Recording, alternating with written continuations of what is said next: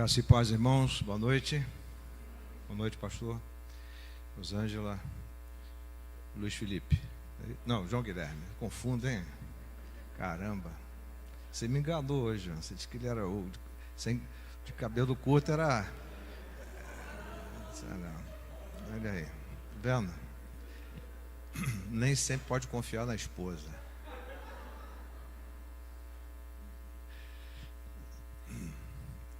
Então você é o leitor, né, João Guilherme?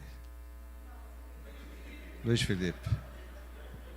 Tá certo. Luiz Felipe que é o leitor. Tá certo. Ela acertou nisso, só que não edificou. Irmãos, é sempre um prazer estar aqui. O nosso pastor sempre nos dá essa oportunidade, esse dever, essa missão e o privilégio também. Antes de trazer a palavra, eu queria chamar aqui o pastor Eusébio, a irmã Rosângela, e se o João Guilherme quiser vir também, nós vamos orar pelos 25 anos de casamento deles. Hã? Não, pode ser? Pode ser? Tudo bem, não há problema. A ordem é ordem. Eu obedeço, sem problema. Sem problema. Sem problema. Então, aliás, é o seu aniversário hoje, né? 65 anos. Não, aproveitando que você está fazendo psicologia, isso é projeção, viu? Tá certo. Eu quero projetar nele meus 65, né? Mas ele é mais novo, mais jovem. Vamos abrir lá em 1 Timóteo, capítulo 1.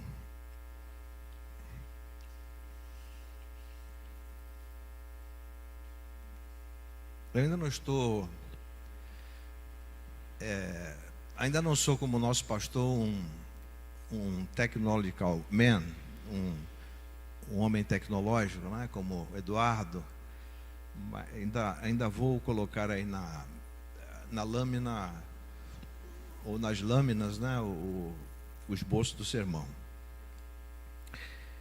1 Timóteo 1, de 8 a 12. Vamos fazer o seguinte, você põe isso. Essa é a revista atualizada?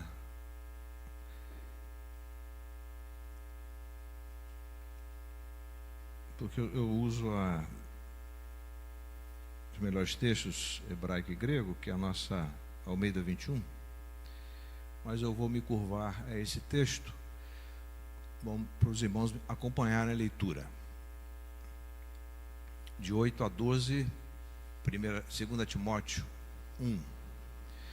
Não te envergonhes, portanto, do testemunho de nosso Senhor, nem do seu encarcerado, que sou eu. Pelo contrário, participa comigo dos sofrimentos a favor do Evangelho, segundo o poder de Deus, que nos salvou e nos chamou com uma santa vocação, ou com santa vocação, não segundo as nossas obras, mas conforme a sua própria determinação e graça que nos foi dada em Cristo Jesus antes dos tempos eternos. E manifestada agora pelo aparecimento de nosso Salvador Cristo Jesus, o qual não só destruiu a morte, como trouxe à luz a vida e a imortalidade mediante o Evangelho, para o qual eu fui designado pregador, apóstolo e mestre. E por isso estou sofrendo estas coisas. Todavia não me envergonho, porque sei em quem tenho crido, e estou certo de que Ele é poderoso para guardar o meu depósito até aquele dia. Paulo está em Roma, preso, escreve a Timóteo, pastor em Éfeso, trazendo uma palavra de encorajamento. Nós vamos orar. Senhor, nós te agradecemos por tudo o que experimentamos até aqui. Obrigado pelos irmãos que estão servindo nesta noite. Obrigado pela vida desta igreja, do nosso pastor, sua família, toda a liderança. Pedimos-te graça e misericórdia para que continuemos a nossa caminhada, a nossa peregrinação cristã. Nós te agradecemos as pessoas preciosas que estão aqui nesta noite, que estão nos assistindo pelo canal do YouTube. Queremos agradecer suas vidas. Que tu nos dês o espírito de sabedoria e discernimento. Que a tua palavra inspirada, ó Deus, entre no nosso coração. Que o teu Espírito Santo nos ilumine para que a compreendamos e a vivamos no nosso dia a dia. Obrigado por cada família presente ou representada. Que o Senhor continue a nos falar ao coração. Edifica as nossas vidas. Maranata, Senhor Jesus. Ora vem, Senhor Jesus. Usa-me, unja-me, habilita-me a ministrar a tua palavra, em nome de Jesus. Amém. Eu sei em quem tenho crido. Toda vez que e nós pastores gostamos muito das cartas paulinas a Timóteo e a Tito, e devemos sempre orar nessas cartas. Toda vez que eu me deparo, eu sei quem tenho crido, eu faço uma correlação com Jó, quando disse: eu sei que meu Redentor vive e que por fim se levantará sobre a terra. No momento que você e eu estamos vivendo, esse texto cai como uma luva.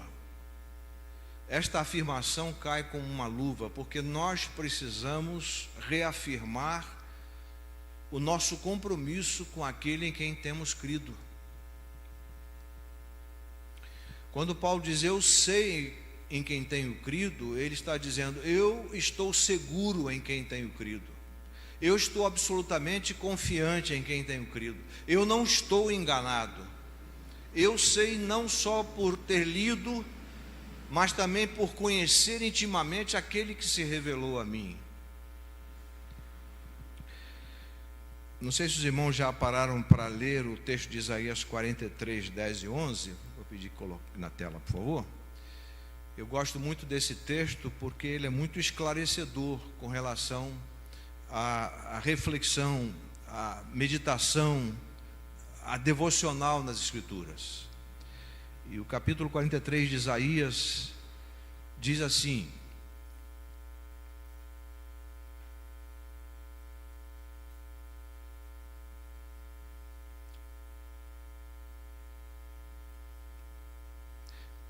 mas agora é o capítulo 43, 10 e 11. 10 e 11.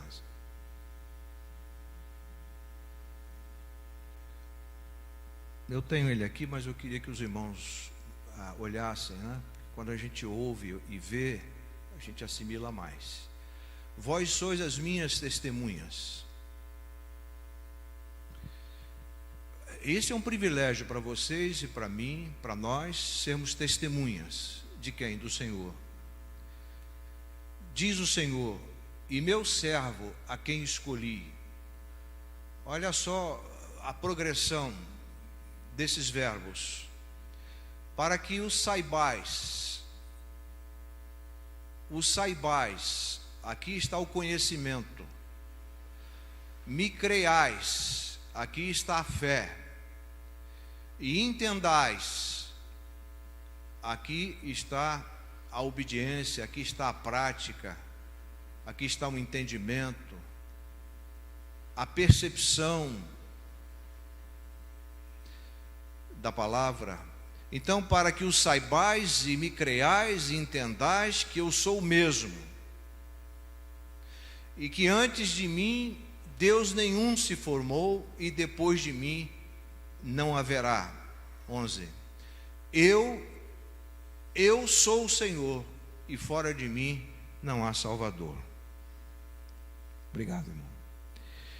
Então o texto de Isaías mostra que nós somos testemunhas, e sabedores, conhecedores que somos testemunhas, crendo como testemunhas, entendendo como testemunhas, nós vamos viver como testemunhas. Agora, quando Paulo escreve a Timóteo, nesse texto que nós lemos, quando olhamos para o verso 8, ele diz: portanto, não te envergonhes do testemunho de nosso Senhor, nem de mim, porque Paulo era um preso, era um presidiário. Mas ele não era um presidiário porque havia desobedecido a lei romana, no que se refere às leis romanas, os direitos e deveres, especialmente os deveres. Paulo não havia foi preso não porque havia assassinado alguém, não porque havia sido um corrupto, ou qualquer outra prática, qualquer outro delito passivo de julgamento, condenação e prisão. Então Paulo está dizendo a Timóteo: não te envergonhes do testemunho do nosso Senhor Jesus Cristo, do Senhor Jesus, e nem de mim, prisioneiro dele. Não obstante nós estarmos livres, transitando para vários lugares, nós estamos presos àquele a quem um dia recebemos como Salvador e Senhor. Nós não temos mais direitos, no sentido de que mandamos a nossa vida. Nós temos sim o privilégio de estarmos em Cristo, mas temos a responsabilidade de vivermos nele, para ele, dele, por ele, obedecendo neste mundo. Participa comigo dos sofrimentos do Evangelho segundo o poder de Deus. Então, Paulo está dizendo a Timóteo aqui a importância do zelo e do testemunho do Evangelho. E Paulo desafia o jovem Timóteo a participar dos sofrimentos a favor do Evangelho segundo o poder de Deus. E quando ele diz: eu sei quem tenho crido, ele está cônscio de que não só ia sofrer, mas estava sofrendo e continuaria a sofrer por causa do seu Senhor. Aliás, é interessante notar, meus amados irmãos e amigos, que o Senhor Jesus nunca nos enganou. Aliás, ele nunca se engana e nunca engana ninguém. Porque quando o Senhor Jesus chamou Saulo, transformou Saulo em Paulo, ele diz: você vai ver, está lá no capítulo 9, verso 15 de Atos, você vai ver o que significa padecer pelo meu nome. Então Paulo estava absolutamente consciente, convicto de que o sofrimento fazia parte do seu viver. E ele chegou a afirmar aos irmãos em Filipos, dizendo: para mim o viver é Cristo e o morrer é lucro. Dificilmente a gente vai ver na Bíblia um homem tão preparado para a morte, para os embates da vida, para o sofrimento pelo sofrimento por Cristo, do que o apóstolo Paulo. Mas há três coisas rapidamente eu quero compartilhar com vocês, aqui neste templo e aí no canal, em sua casa. Eu sei quem tenho crido, porque ele me salvou e me chamou com uma santa vocação, está no verso 9. Ele nos salvou. Paulo está dizendo a Timóteo, aqui no plural, eu e você, Timóteo, ele nos salvou. Mas ele também não está falando só em relação a ele e a Timóteo, ele está falando em relação a nós. Ele nos salvou e nos chamou com uma santa vocação, não por causa das nossas obras, mas devido ao seu propósito e à graça que nos foi concedida em Cristo Jesus antes dos tempos eternos. É claro, se nós formos fazer aqui um reducionismo do texto, nós verificaremos que Paulo está falando da vocação ministerial, da vocação profética, da vocação pastoral, da vocação do cuidado das pessoas. Paulo está falando a um jovem pastor que fazia parte da sua equipe ministerial, Paulo era o mentor de Timóteo. E Paulo era um entusiástico da certeza da salvação, da vida eterna, da grandeza do Salvador. e do chamado. Ele tinha plena certeza de que aquele que começou a boa obra nele haveria de aperfeiçoá-la até o dia de Cristo. E quando chegar o dia de Cristo, Paulo estará lá juntamente com a gente. A salvação pressupõe uma vocação santa. Aliás, voltando um pouquinho, Paulo, quando ele diz eu sei quem tem crido, ele está dizendo também que o seu chamado, o seu amor por Jesus que o havia chamado era maior do que a sua própria vida. Segura para nós Atos 20 e 24. E nós vamos ver quando Paulo está com os presbíteros em Éfeso, interessante, né? E Timóteo agora é pastor em Éfeso. Quando Paulo estava com os presbíteros em Éfeso, na cidade de Mileto, aquele texto maravilhoso, ele diz o seguinte, mas para os presbíteros, para os pastores: mas em nada tenho a minha vida por preciosa, contanto que cumpra com alegria a minha carreira. Ele não está dizendo a minha carreira no sentido de que é propriedade dele, não, é a carreira que o Senhor me deu, porque cada um de nós tem a nossa carreira específica, né? Cumpra com alegria a minha carreira e o ministério, a diaconia, o serviço que recebi do Senhor Jesus para dar testemunho do Evangelho da graça de Deus. E Paulo estava indo para Roma ser preso.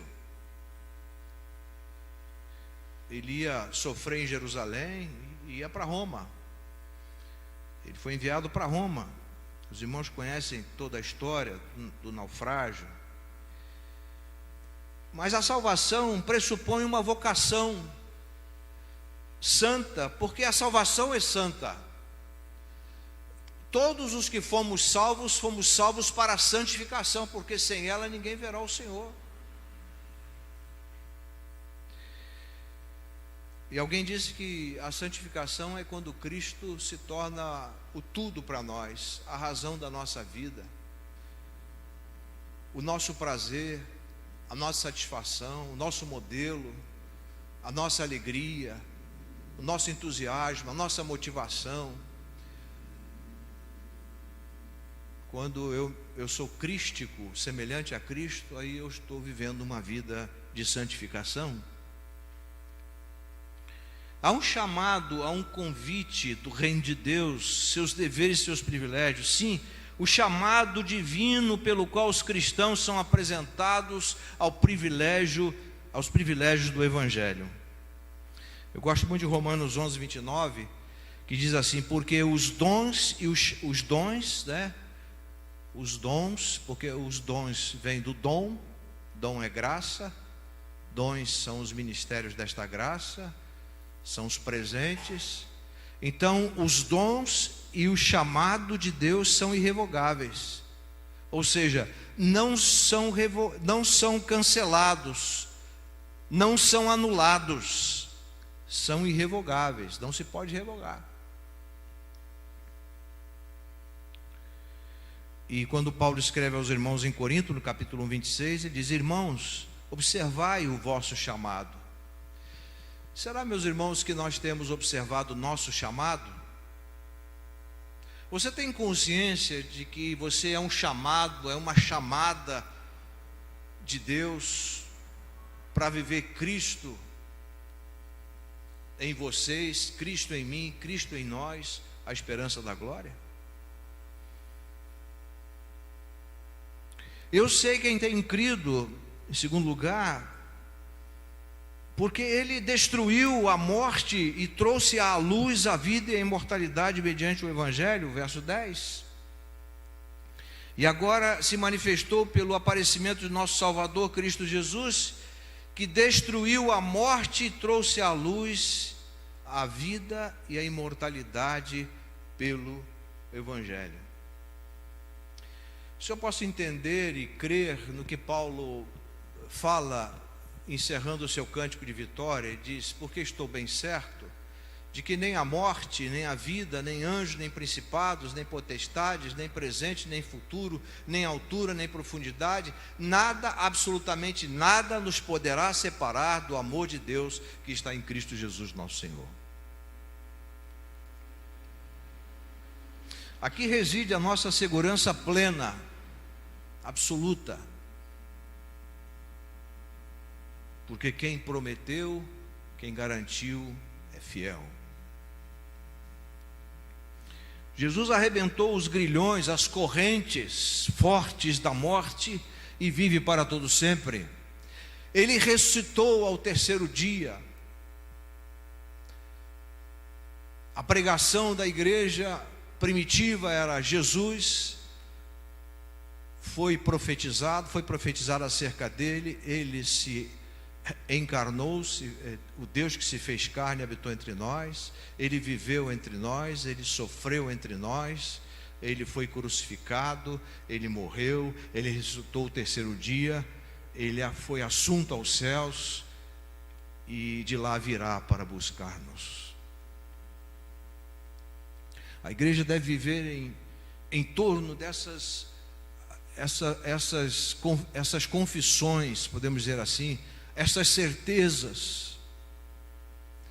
Devemos transitar e viver com essas promessas na vida e obra do Senhor Jesus Cristo.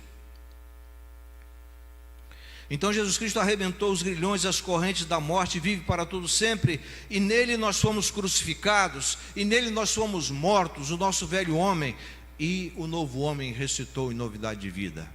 Por isso que Paulo disse: alguém está em Cristo, nova criatura ou criação é, as coisas velhas já passaram, e eis que tudo se fez novo, segundo aos Coríntios 5,17, repetindo. A nossa confiança em Cristo Jesus deve ser inabalável, inabalável. Cristo é tudo na vida daqueles que creem nele, em sua suficiência. O Evangelho de Cristo é o poder de Deus para a salvação de todo aquele que crê. Romanos 1,16. Mas antes de falar isso, Paulo diz: porque eu não me envergonho do Evangelho de Cristo. E no verso 9 ele diz para Timóteo, né?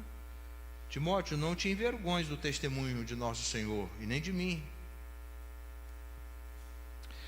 Irmãos, nós temos o privilégio, a honra de estarmos em Cristo, Senhor da glória. E por último, eu sei quem tenho crido, porque Ele é poderoso para guardar o meu depósito até aquele dia. A segurança de Paulo, o apóstolo, não provinha do conhecimento intelectual, de um credo ou de uma teologia. Não provinha de coisas periféricas, de casca. A segurança de Paulo provinha do conhecimento que ele tinha íntimo de Deus. Por quê? Interessante que a gente pode comparar Paulo um pouco a Jó, quando Jó lá no capítulo 42 diz: eu te conhecia de ouvir falar, mas agora os meus olhos te veem. E aí a gente lembra de Paulo, que era Saulo, conhecia o Deus do Antigo Testamento, o Deus vingador, o Deus do Antigo Testamento, mas não conhecia o Deus do Antigo Testamento sem uma percepção de Cristo. Para ele conhecer o Antigo Testamento de forma correta, ele precisava olhar esse Antigo Testamento com a ótica de Cristo, até que a partir da estrada de Damasco ele passou a conhecer o Deus verdadeiro, não o Deus da religião, não um Deus do sistema, não um Deus do legalismo, não um Deus da perseguição, o Deus da graça, o Deus pródigo que esbanja amor, o Deus que nos busca não porque temos mérito, mas por causa do mérito de Cristo. O Deus que nos atraiu em Cristo para vivermos nele.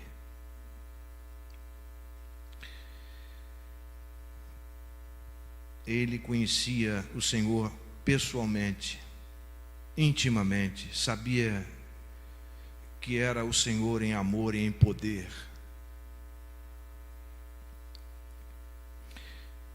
Em quem tenho crido, isto é, a quem eu dei a minha confiança. Hoje eu tive que sair um pouquinho antes da escola dominical, né?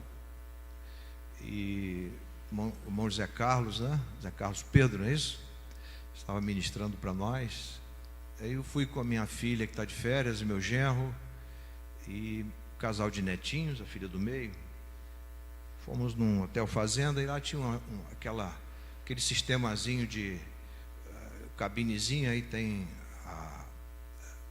o negócio pendurado, né? A criança vai andando por ali, mas ela é muito pequenininha, então tinha um local que ela podia transitar, podia andar. Então eu coloquei ela de um lado e fui do outro lado buscá-la.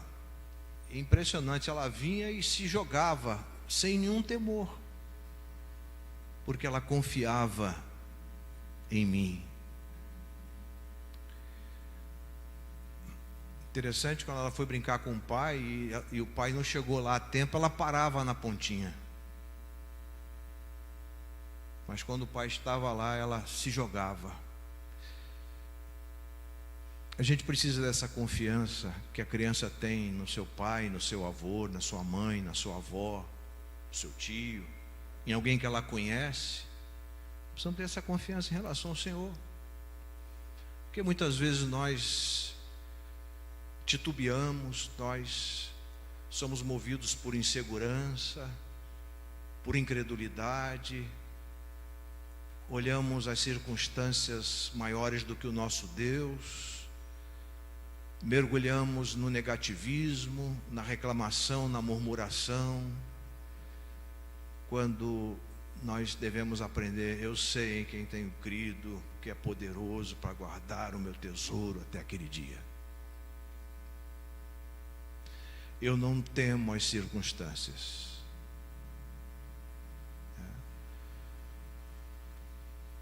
O meu Senhor está acima delas. A experiência com Cristo na estrada de Damasco garantiu o depósito, a garantia, desculpe a redundância aqui, a segurança do amor de Deus que está em Cristo. Em quem tenho crido, isto é, aquele cuja fidedignidade eu firmei as estacas da minha fé. Aquele cuja fidedignidade eu firmei as estacas da minha fé. O meu depósito. A confiança do apóstolo Paulo está bem embasada em Deus, pois ele preservará este depósito de fé até o dia do juízo, quando todos os perigos ficarão para trás. E o bom depósito, meus irmãos e amigos, é o Evangelho. O Evangelho de Cristo, que é o poder de Deus para a salvação de todo aquele que crê. Concluindo, eu sei quem tenho crido, porque Ele me salvou com uma salvação que eu não merecia, e me chamou com uma vocação que eu não merecia,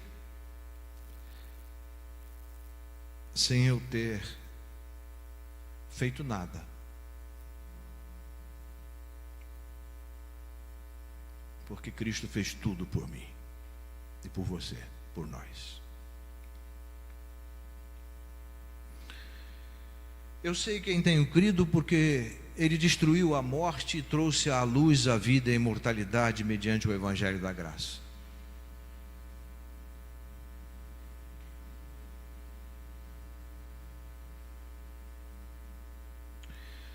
O grande teólogo inglês, um dos maiores, Joe Owen, ele tem um livro que é quase 1000 páginas, cujo título é o seguinte: A morte da morte na morte de Cristo. Vamos falar juntos? A morte da morte na morte de Cristo. Mais uma vez. A morte da morte na morte de Cristo. Morreu. A morte não tem mais domínio. Vamos morrer fisicamente? Sim. Se Jesus não voltar até a nossa morte, nós vamos morrer. Mas se ele voltar, nós seremos transformados no abrir e fechar de olhos. Os mortos ressuscitarão primeiro. Depois nós seremos transformados. Mas houve a morte da morte na morte de Cristo. Eu sei em quem tenho crido, porque Ele é poderoso para guardar o meu depósito até aquele dia, o dia da volta de Cristo, o dia glorioso. Eu gosto muito desse hino de Oswald Smith. Mais do que tesouros é Cristo o meu bom mestre. Esse homem pastoreava a igreja mais missionária em toda a história, em Toronto, no Canadá. Ele sabia do que ele sabia o que estava escrevendo. Cantarei ao meu Salvador esta linda melodia, a melodia da nossa confissão nele. Temos recebido o Evangelho. Agora, em quem você tem crido? Num líder religioso, numa religião, ou em Jesus Cristo, único Salvador e Senhor? Eu sei em quem tenho crido. Eu vou pedir que você coloque para nós, e nós vamos ler juntos o texto antes de orarmos aqui, encerrando. O capítulo 1, nosso texto base, de 8 a 12. Vou pedir que os irmãos fiquem em pé, por favor, e vamos ler juntos, por gentileza. Se você não puder ficar em pé, fica tranquilo, não vai ser julgado por isso. Vamos ler juntos o capítulo 1 de 2 Timóteo, de 8 a 12.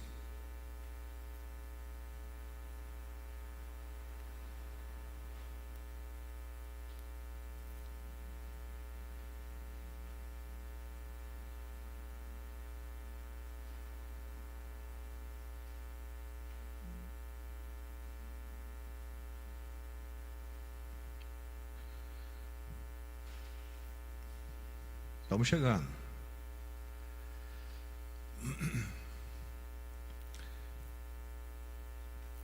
Vamos lá? Vamos ler juntos? Não te envergonhes, portanto, do testemunho de nosso Senhor, nem do seu encarcerado, que sou eu. Pelo contrário, participa comigo dos sofrimentos a favor do Evangelho, segundo o poder de Deus, que nos salvou e nos chamou com santa vocação, não segundo as nossas obras, mas conforme a sua própria determinação e graça que nos foi dada em Cristo Jesus antes dos tempos eternos, e manifestada agora pelo aparecimento de nosso Salvador Cristo Jesus, o qual não só destruiu a morte, como trouxe à luz a vida e a imortalidade mediante o Evangelho, para o qual eu fui designado pregador, apóstolo e mestre, e por isso estou sofrendo estas coisas. Todavia não me envergonho, porque sei em quem tenho crido, e estou certo de que Ele é poderoso para guardar o meu depósito até aquele dia. Poderia falar mais coisas, mas o nosso tempo não nos permite. Vamos orar. Pai, nós te agradecemos mais uma vez estarmos na tua presença. e sabemos que Jesus Cristo, o nosso Salvador e Senhor, nos salvou e nos chamou. Nos salvou e nos chamou com uma santa vocação. Como cristãos e cristãs, somos vocacionados para testemunharmos o Evangelho, através das nossas atitudes e ações, que sejamos intrépidos e ousados, que sejamos firmes e constantes, que sejamos criativos, assertivos, que aproveitemos todas as oportunidades para dizermos às pessoas em quem temos crido. Muito obrigado. Aplique esta palavra ao nosso coração e que sejamos praticantes da palavra e não somente ouvintes. Nós oramos com gratidão no nosso coração, em nome de Jesus. Amém, amém, amém. Poder sentar, por favor.